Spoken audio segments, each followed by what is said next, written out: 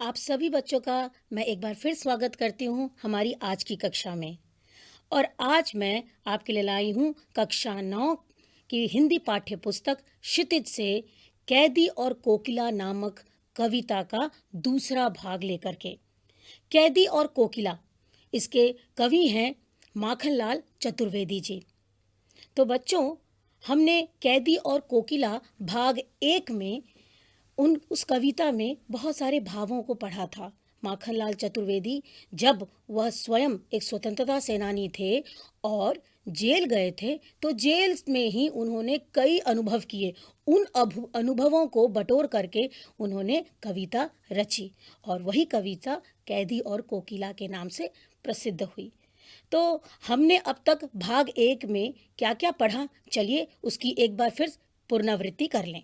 हमने पहले भाग में ये पढ़ा कि कवि ने इस कविता के माध्यम से भारतीय स्वतंत्रता संग्राम के सेनानियों के साथ जेल में किए गए दुर्व्यवहार और यातनाओं का मार्मिकतापूर्ण ढंग से साक्ष्य प्रस्तुत करने का प्रयास किया है। स्वतंत्रता पूर्व लिखी गई इस कविता में जेल में बैठे कवि के रूप में कैदी और कोयल के मध्य जो वार्तालाप हो रहा है, कवि अपनी उदासी और पीड़ा को कोयल से साझा कर रहे हैं और ब्रिटिश शासन की क्रूरता के प्रति बहुत ही आक्रोशित हैं। हमने ये जाना कि जिस कोयल से वो साझा कर रहे हैं अपनी बातचीत को, अपने मन के भावों को, वो कहते हैं कि ये समय कोई मधुर गीत गाने का नहीं बल्कि मुक्ति के गीत गाने का है। जब कोयल कवि को अर्धरात्रि में चीखती नजर आती है तो कवि को एहसास हुआ कि अब कोयल भी पूरे देश को एक कारागार के रूप में देखने लगी है। हमने ये भी जाना पहले भाग में कि इस कविता में जेल में बंद स्वाधीनता सेनानी की व्यथा को दर्शाया गया है। कवि कोयल से पूछता है कि वो यहाँ क्या गाती है और बीच में गाते गाते चुप क्यों हो जाती है। कवि जानना चाहता है कि वह आखिर किसका संदेशा लेकर आई है। आगे कवि ने हमको ये भी बताया था कि कवि को जेल में अन्य अपराधियों के साथ रखा जाता था। उन्हें भरपेट भोजन नसीब नहीं होता था और वहाँ न जीने देते थे लोग, न मरने देते थे। ऐसा लगता था जैसे शासन नहीं बल्कि ये अंधेरे का प्रभाव पड़ा हुआ है। कैदी के जीवन पर जेल के असर का चित्रण हुआ है इस कविता में। यहाँ पर बेड़ियां और हथकड़ियां, ये कहा गया है कि ये सारी चीजें क्या हैं, कैदियों के गहने हैं। और कवि को लगता है कि जुआ खींचकर वह अंग्रेजों की अकड़ का कुआं साफ कर रहा है। तो अब तक हमने पहले भाग में जो पढ़ा उसकी पुनरावृत्ति कर ली। अब हम देखते हैं कि इसके आगे माखनलाल चतुर्वेदी ने अपनी रचनाओं में क्या लिखा है। आगे लिखते हुए कवि कहते हैं कि इस शांत समय में अंधकार को भेद रो रही हो क्यों, कोकिल बोलो तो, चुपचाप मधुर विद्रोह बीज इस भांति बो रही हो क्यों, कोकिल बोलो तो। यानी इतनी शांति है उस कारागार में, जिस जेल में लेखक और कई अन्य कैदी वहां पर बंद हैं। तो इस शांत वातावरण में जब रात में कोई काम नहीं होता है तो वहाँ लोग अपने अपने कोठरियों में बंद हो जाते हैं, कैदियों को बंद कर दिया जाता है। अंधकार को भेद यानी अंधकार को चीरती हुई ये तुम्हारी आवाज, ये जो गर्जना है, क्यों हो रही है, क्यों चीख रही हो, कोकिल बोलो तो। चुपचाप मधुर विद्रोह बीज इस भांति बो रही क्यों हो। यानी यहाँ पर कवि को लगता है कि इतनी रात को चिल्लाने का अर्थ ये भी हो सकता है कि कोयल हमारे मन में विद्रोह के बीज बोना चाहती है। किसके खिलाफ? अंग्रेजी शासन के खिलाफ। वो चाहती है कि सभी लोग एकजुट होकर के समाज में एकता लाएं और इस अंग्रेजी शासन का खात्मा करें। तो इसी का बीज वह शायद हमारे मन में बोना चाहती है। चलिए आगे देखते हैं इसका क्या भाव है। इस अर्धरात्रि में शांत वातावरण में तुम अंधकार को चीरते हुए इस तरह क्यों रो रही हो? कोयल, बोलो तो, क्या तुम हमारे अंदर अंग्रेजी शासन के खिलाफ विद्रोह के बीज बोना चाहती हो? कवि को लगता है कि कोयल चुपचाप क्या कर रही है? विद्रोह के बीज बो रही है सबके हृदय में। आगे कवि ने तुकांत शब्दों का प्रयोग किया है, देखिए मेरे साथ। लिखा है उन्होंने कि काली तू रजनी भी काली, शासन की करनी भी काली, काली लहर कल्पना काली, मेरी काल कोठरी काली, टोपी काली कमली काली, मेरी लौह श्रृंखला काली, पहले ही हूं कृति की ब्याली, 30 पर है गाली ए आली। कितने सुंदर भाव यहाँ पे प्रस्तुत किए गए हैं। लेकिन यहाँ पर जिस काले रंग का जो बार बार पुनरावृत्ति हुई है जिस शब्द की, उसके बारे में बताना चाहूँगी कि काला जो रंग होता है वह शांति का और अशुभ प्रतीक माना जाता है।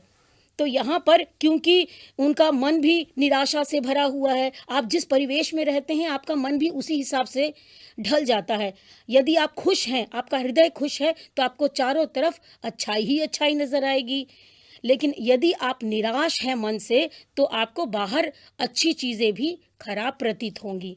तो यहाँ पर उन्होंने ये बताया है कि हे कोयल, तुम तो स्वयं काली हो और रजनी भी काली, रजनी अर्थात अंधकार, रात, तो ये रात भी काली है। शासन की करनी भी काली, यानी जो अंग्रेजी शासन है उनकी करतूतें भी काली हैं। काली लहर और कल्पनाएं काली, यानी हम जो यहाँ जेल में बैठे हुए हैं, हाँ, हमारे अंदर के जो भावनाएं हैं वो निराशा से भरी हुई हैं, तो वो भी काली हैं।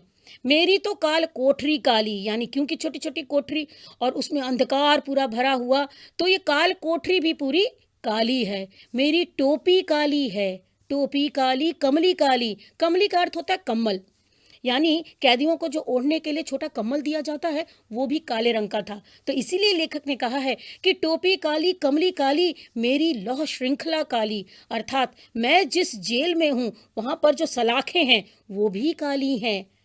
और पहले की हुकृति की ब्याली, ब्याली का अर्थ होता है सर्पिणी, सांप की तरह, यानी जो हम पे पहरा रखे हुए हैं, नजर गड़ाए रखे हुए हैं। पहरेदार होते हैं ना, कैदियों को जब रखा जाता है तो वहाँ पहरेदार हमेशा 24 घंटे पहरा देते हैं। तो जो पहरेदारों की नजर है वो भी कैसी है? काली है। 30 पर है गाली ए आली, अर्थात यानी छोटी छोटी गलतियों पर कैसे अत्याचार किया जाता था हमारे भारतवासियों पर, तो उस शासन के खिलाफ ये जो आक्रोश है लेखक के मन में भरा हुआ, इस चीज को उन्होंने यहाँ पर व्यक्त किया है। चलिए अब इसका भावार्थ एक बार देख ले। जैसा कि मैंने आपको बताया, काला रंग दुख और अशांति का प्रतीक होता है। कवि कैदी के माध्यम से कह रहा है कि कोयल, तू तो खुद काली है और ये रात भी काली है। ठीक इसी तरह अंग्रेजी सरकार की करतूतें भी काली हैं। देश में एक काली लहर छाई हुई है। जेल के अंदर अंधकार और निराशा है, और इसी कारण काल कोठरी भी कैसी है बच्चों? काली है। मैंने जो टोपी, मैंने अर्थात कवि, मैंने जो टोपी पहनी हुई है वह भी है काली, और जो कम्बल कवि ओढ़ता है वो भी है काला।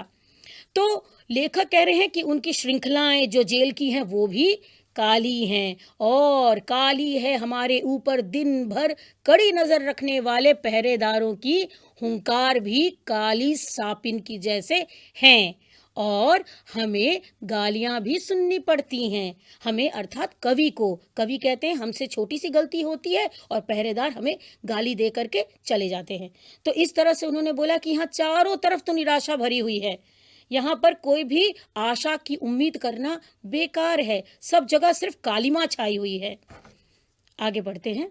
इस काले संकट सागर पर मरने की मदमाती, कोकिल बोलो तो अपने चमकीले गीतों को क्यों कर हो तैराती, कोकिल बोलो तो। बड़े सुंदर भाव है यहाँ पर कवि माखनलाल चतुर्वेदी जी ये कह रहे हैं कि इस काले संकट में, यानी पूरे देश पर जो काला संकट, कौन सा संकट? यहाँ संकट कौन है? अंग्रेजी शासन का। तो ये जो काला संकट है सागर के समान, यानी सागर का कोई और छोर प्रतीत नहीं होता, दिखता नहीं है। वैसे ही ये जो संकट है ये भी सागर के समान ही है, ये कब कहाँ खत्म होगा, अंतहीन है। तो वो कह रहे हैं कि यहाँ पर आदमी जो अत्याचार हो रहा है उससे मरने की ही सोच सकता है। क्यों? क्योंकि चारों तरफ निराशा भरी हुई है। तो वो बोल रहे हैं, कोकिल बोलो तो, क्या तुम इसे देखकर चीख रही हो? अपने चमकीले गीतों को क्यों कर हो तैराती? वो ये समझ नहीं पा रहे हैं कवि कि आखिर कोयल अर्धरात्रि को क्यों चीख रही है, वो क्या बताना चाहती है कवि को। तो वो कहते हैं कि तुम्हारे कितने मधुर गीत हैं, कितने सुरीला तुम गाती हो, तो आखिर तुम हम लोगों के बीच यहाँ पर जो जो हमें संदेशा देने आई हो, आखिर क्यों अपने चीखों को बर्बाद कर रही हो? क्यों तुम चिल्ला रही हो? आखिर हमारे अंदर कौन से भाव भरने चाहती हो तुम? कोकिल बोलो तो आगे देखें इसका भावार्थ। कवि कोयल से कहता है कि संकट के इस काले सागर में तुम अपने क्रांति भरे गीतों को आखिर कैसे तैराती हो? अर्थात इसका अर्थ समझिए, इसका अर्थ ये है कि ऐसी विषम परिस्थितियों में भी तुम भला कैसे ये गीत गा लेती हो? इतनी विषम यानी विषम कठिनाइयाँ, मुश्किल से मुश्किल परिस्थिति में सब जुटे हुए हैं, सब अंग्रेजी सरकार के विरुद्ध लड़ रहे हैं, सब लड़ने मरने के लिए तैयार हैं, किसी तरह से वो गुलामी की जंजीरों को तोड़ना चाहते हैं। तो इसी का भाव इन पंक्तियों के द्वारा निकलता है। आगे बढ़ते हैं। आगे कवि कह रहे हैं कि तुझे मिली हरियाली डाली, मुझे नसीब कोठरी काली, तेरा नभ भर में संचार और मेरा 10 फुट का संसार। तेरे गीत कहावे वाह, रोना भी है मुझे गुनाह, देख विषमता तेरी मेरी, बजा रही 30 पर रणभेरी। अर्थात यहाँ पर उन्होंने यानी कैदी ने अपनी तुलना किससे की है? कोयल से की है, अपनी परिस्थितियों से की है। उन्होंने इन दोनों की तुलना करते हुए कहा है कि देखो, तुझे मिली हरियाली डाली, यानी तुम स्वच्छंद बाहर घूम फिर सकती हो, हरियाली के बीच घूम सकती हो। मुझे नसीब कोठरी काली, अर्थात और मेरे नसीब में क्या है? अर्थात कवि को काल कोठरी में बंद कर दिया गया है। तेरा नभ भर में संचार, यानी तू स्वच्छंद होकर के आकाश में पूरा खुला घूम सकती हो, लेकिन मेरा 10 फुट का संसार। यहाँ पर 10 फुट का संसार का अर्थ है कि उस समय जब अंग्रेजी शासन चलता था तो उस समय क्या होता था? कैदियों को छोटे छोटे कारागार में रखा जाता था। ठीक है, 10 बाय 10 फुट का जो कोठरी होता था, उसमें ना आप ठीक से बैठ सकते हैं, ना आप उठ सकते हैं, ना आप सो सकते हैं। तो कितनी यातनाएं कैदियों को दी जाती होगी उस समय। कवि ने सिर्फ यही अनुमान लगाने के लिए, यही बताने के लिए इस कविता की रचना की है। तो इसीलिए वो कह रहे हैं कि देखो मेरी स्थिति कैसी है, और कोयल तुम देखो कि तुम्हारी स्थिति कैसी है। वे कह रहे हैं कि तेरा तो नभ भर में संचार, पर मेरा तो 10 फुट का संसार। तेरे गीत कहावे वाह, जब तुम मधुर गीत गाती हो। कवि कह रहे हैं कि कोयल जब तुम मधुर गीत गाती हो, मीठा सुरीला गाती हो, तो तुमको वाहवाही मिलती है कि कितना सुंदर गीत गाया है। लेकिन मेरी परिस्थिति यहाँ पर अलग है, मुझे तो यहाँ पर रोना भी मना है। रोना भी क्या है? एक गुनाह है। गुनाह अर्थात जिसके लिए आपको दंड दिया जाता हो, यानी वो तो अपनी परिस्थिति पर रो भी नहीं सकते। तो इसीलिए वो कह रहे हैं देख विषमता तेरी मेरी, अर्थात कवि कह रहे हैं कि देखो तुम में अर्थात कोयल में और कैदी में कितना यहाँ पर अंतर है। तो बजा रही 30 पर रणभेरी, और कवि ये भी बोल रहे हैं कि तुम जो बाहर बैठ करके रात में कूक रही हो, क्या तुम 30 पर रणभेरी अर्थात युद्ध का बिगुल बजा रही हो? क्या तुम चाहती हो कि हम स्वतंत्रता आंदोलन में कूद जाएं? क्या तुम इसके लिए हमें जगा रही हो रात में? क्या तुम नहीं चाहती कि हम पल भर का भी, क्षण का भी आराम करें, हमारे अंदर वो जोश बना रहे कि हम स्वतंत्रता संग्राम में अपना पूरा सहयोग दे सके? चलिए एक बार इसका भावार्थ पूर्ण रूप से देखें। यहाँ पर कवि ने स्वतंत्र कोयल एवं बंदी कैदी को, उन दोनों की मनोस्थिति की तुलना मार्मिक रूप से की है।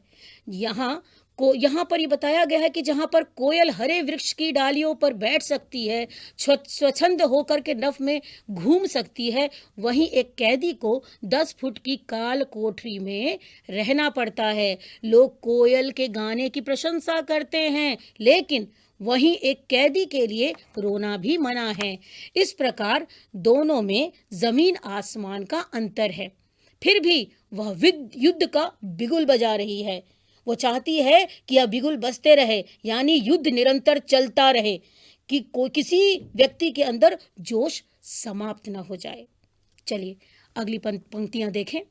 इस हूं कृति पर अपनी कृति से और कहो क्या कर दूं, कोकिल बोलो तो मोहन के व्रत पर प्राणों का आसव किसमें भर दूं, कोकिल बोलो तो। हूं कृति का अर्थ होता है हुंकार, और यहाँ पर जो एक शब्द प्रयोग किया गया है मोहन, मोहन का अर्थ है मोहनदास करमचंद गांधी। तो इसमें कवि कह रहे हैं कि इस हूं कृति पर, इस हुंकार पर मैं कृति और क्या अर्थात यहाँ पर बताया जा रहा है कि लेखक का कार्य है जोश भरी रचनाओं को लिखना और अपनी रचनाओं के द्वारा लोगों के अंदर जोश प्रवाहित करना। लेकिन वो कह रहे हैं कि बताओ मैं इससे ज्यादा और क्या कर सकता हूं और क्या करूं, कोकिल बोलो तो। मोहन के व्रत पर, मोहन अर्थात मोहनदास, तो वो कह रहे गांधी जी ने जो स्वतंत्रता संग्राम का आंदोलन छेड़ा था उस समय, उस व्रत पर क्या मैं अपना प्राण झोंक दूं, क्या उसमें मैं अपने प्राण दे दूं, और बताओ मैं इस स्वतंत्रता आंदोलन में और कैसे और क्या कर दूं, किस तरह से और अपना योगदान दे दूं, कोकिल बोलो तो। देखते हैं इसका भावार्थ। कवि कहता है कि कोयल की जो पुकार पर वह कुछ भी करने को तैयार है। कैदी कोयल से पूछ रहा है कि कोयल मुझे बता कि गांधी जी द्वारा चलाए जा रहे इस स्वतंत्रता संग्राम में मैं किस तरह से अपने प्राणों को झोंक दूं, यानी अपना 100% लगा दूं, क्योंकि वो एक कवि हैं और कवि का काम होता है रचनाएं लिखना, कृतियां लिखना। तो वो कह रहे हैं कि मैं तो अपना 100% दे रहा हूं, यहाँ तक कि मोहनदास करमचंद गांधी के जो व्रत है, उनका जो आंदोलन है, उसमें भी मैं अपना भागीदार उनका बना हूं, और बताओ मैं इससे ज्यादा और क्या करूं। तो वो बार बार कोयल से पूछ रहे हैं कि कोयल बताओ, कुछ तो बोलो कि और मैं क्या करूं। तो इसी के साथ हमारा दूसरा भाग यहाँ पर खत्म होता है। अब आइए इस दूसरे भाग से संबंधित प्रश्न उत्तर की तरफ चले। अब यहाँ पर पहला प्रश्न है कि कवि ने कोकिल के बोलने की किन कारणों की संभावना बताई है, यानी वो कौन कौन से कारण हो सकते हैं कि कोकिल रात में आकर के कारावास के ऊपर कूक रही है, क्यों, आखिर क्या इसका कारण है। चलिए देखें इसके कारण को। कोकिला कोई संदेश पहुंचाना चाहती है, ये भी हो सकता है कि हो सकता है वो किसी के लिए कोई संदेशा लेकर आई हो। दूसरी संभावना बताई गई है कि उसने दावा नल की लपटें देख ली हों, अर्थात जो विद्रोह देश में लोगों के मन में विद्रोह उठ रहा है, वो एक जंगल की आग की तरह फैल रहा है। तो हो सकता है उसने इस चीज को भांप लिया हो और यही बताने के लिए वो अर्धरात्रि में आई हो। तो ये भी एक अंदेशा कवि ने लगाया है। आगे को उन्होंने कहा है कि समस्या अत्यंत गंभीर है, इसीलिए वह सुबह होने की प्रतीक्षा नहीं कर पाती है। और ये भी अंदाजा लगाया है कि हो सकता है कि कोई संदेशा जो हो बहुत महत्वपूर्ण हो और इसीलिए वो सुबह तक इंतजार नहीं की। हो सकता है उसे रात में ही वो संदेशा देना हो, लेकिन वो संदेशा आखिर क्या है, यही वार्तालाप इस कविता में चल रहा था। और अंत में आखिरी अंदेशा उन्होंने लगाया कि क्रांतिकारियों के मन में देश प्रेम की भावना को और मजबूत करने आई है। हो सकता है कोयल ये चाहती हो कि किसी का भी जोश आज़ादी के प्रति ठंडा ना हो, और वो इसी जोश को बनाए रखने के लिए वो युद्ध का बिगुल बजाने आई हो रात में। चलिए दूसरा प्रश्न देखते हैं। कवि को कोयल से ईर्ष्या क्यों हो रही है? बहुत अच्छा प्रश्न है ये, क्योंकि कविता की कुछ पंक्तियों में इसका जिक्र किया गया है। उसमें बताया गया है, उसमें अलग-अलग परिस्थितियों के बारे में बताया गया है कि कवि कवि की परिस्थिति कैसी थी, कोयल की परिस्थिति कैसी थी। तो आखिर इनकी तुलना करते हुए लेखक को कोयल से क्यों ईर्ष्या हो रही थी? चलिए उत्तर देखें अब। कोयल की स्वतंत्रता से कवि को ईर्ष्या हो रही थी, क्योंकि जो स्वतंत्रता होती है उसका मूल्य वही जानता है जिसे वो प्राप्त ना हो, यानी जो गुलामी में जी रहा हो उसे ही वो स्वतंत्रता का मूल्य पता होगा। तो यहाँ पर उनसे सबसे पहले ईर्ष्या इसलिए हो रही थी क्योंकि कवि स्वयं एक कैदी के रूप में जेल में था और जो कोयल थी, कोकिला थी, वो बाहर कूक रही थी।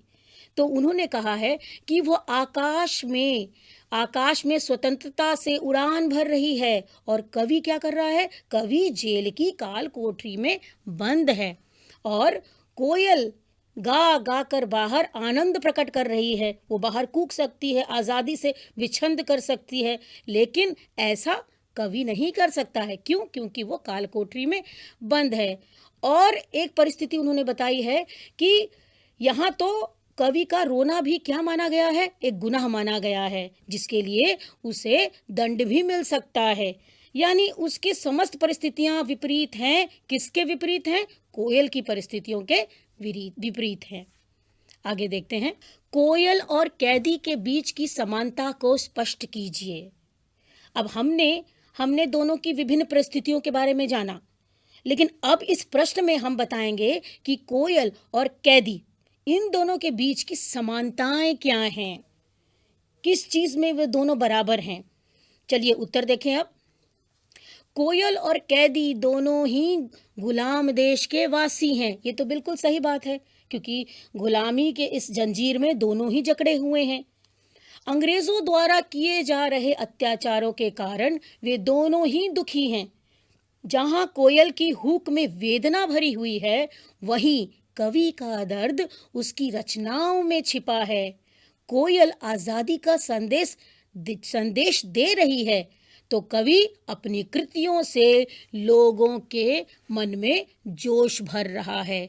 तो ये सारी जो बातें हैं, ये दोनों में एक समान पाई गई हैं। अगला प्रश्न है, देख विषमता तेरी मेरी। इसमें किस विषमता की ओर संकेत किया गया है? तो इसका उत्तर होगा, देख विषमता तेरी मेरी के माध्यम से कवि और कोयल के बीच अंतर को स्पष्ट किया गया है। दोनों में क्या अंतर है? कोयल हरे भरे पेड़ों की डाली पर उड़ती फिरती रहती है और कवि 10 फुट की कोठरी में कैदी सा जीवन व्यतीत कर रहा है। गीत गाने पर कोयल को प्रशंसा मिलती है, पर कवि का तो रोना भी एक गुनाह माना गया है। और खुले खुले आसमान में उड़ रही है कौन? कोकिल। पर कवि का जीवन सिर्फ उस काल कोठरी में ही सिमट कर रह गया है। अगला प्रश्न है बच्चों, कवि जेल के आसपास अन्य पक्षियों का चहकना भी सुनता होगा, लेकिन उसने कोकिला की ही बात क्यों की है अपनी इस कविता में? बहुत अच्छा प्रश्न है। तो इसका उत्तर आप अनुमान लगा के दे सकते हैं।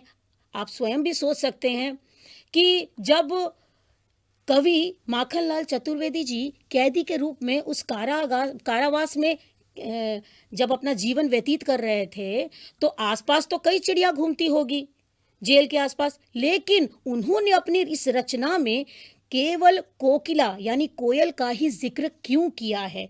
कुछ तो खास बात होगी ना उसमें। तो चलिए अब देखें कि वो खास बात है क्या। यहाँ कोकिला भारत माता का प्रतीक मानी गई है।